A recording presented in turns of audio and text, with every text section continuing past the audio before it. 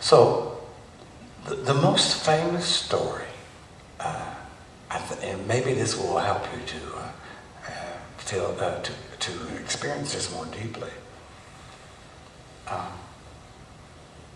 You know the story of the Buddha holding up the flower? Does everybody know the story of the Buddha holding? You don't know it? It's actually a Zen story, and more than likely, there's no record of it in the classical teaching, but it certainly is sort of the beginning of Chan and Buddhism, this legend that I think it was on Vulture's Peak. Let's just imagine that the room was full of arahats, that would be people who were enlightened. So this room right here, you've got to imagine there were about 10 times this many people at least. I think there were thousands. So here we are, so we're sitting on Vulture's Peak. Callie's got the camera on and I'm Buddha. Actually, that doesn't work, does it? I mean the Buddha part. I do think they had videos back then, didn't they? Okay, so let's imagine that we have a room here and there's 1,000 of us and that we're sitting in deep, deep meditation. What I just described, the absorption, right? Deep, profound meditation. So the legend is that the Buddha held up a flower.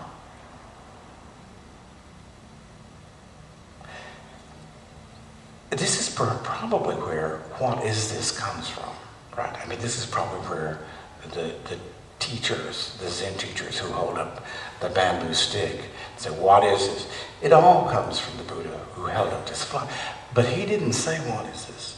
Because this was a very, very, very enlightened bunch of people. Just like you are. Just like we are, right? So the Buddha holds up a flower. He doesn't say, "What is this?" He just holds it up for everyone to look at. So the legend is that one person out of all those thousands of people, you know what he did? Who knows what he did? He smiled. That's all he did. He smiled. No one else. Everyone else was this. Everyone else they were merged in the object, in the flower. And as one would do in deep meditation. But he went one step beyond everybody else.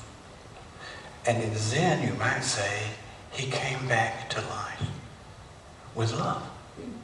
To me, what that was love, right? Experiencing the flower. So this is the example of not ignoring. Neither clinging nor ignoring, but coming from the depth of what we have experienced in meditation and having the capacity to come back to life and to bring what we have learned into the world, into life. So all he did, so the legend is, he smiled, Mahakashyapa, he smiled, and the Buddha selected him as his successor. He smiled. And the Buddha looked out, right, at thousands of people, all of them, tremendously, tremendously, tremendously enlightened, just like you all are. Just like we all are. But one person went one tiny step more. He came back to life. He came back to this world. And the Buddha looked and said, there's the guy, there's the guy. So that would be the beginning. He would be the first patriarch in Zen.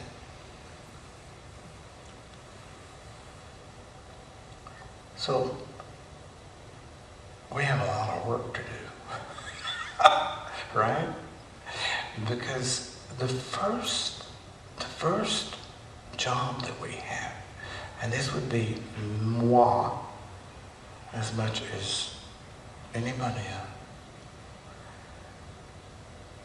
Our first job is to let go of clinging to beliefs, clinging to ideas about what is right and what is wrong, clinging to the things that we have learned, been taught, and going to a place of profound silence. And then our second job is to come back to life, to come back and bring that into the world. So that's what I think the old Zen teacher meant when he said, if you call it a bamboo stick, you're clinging. And if you don't say anything, you're ignoring.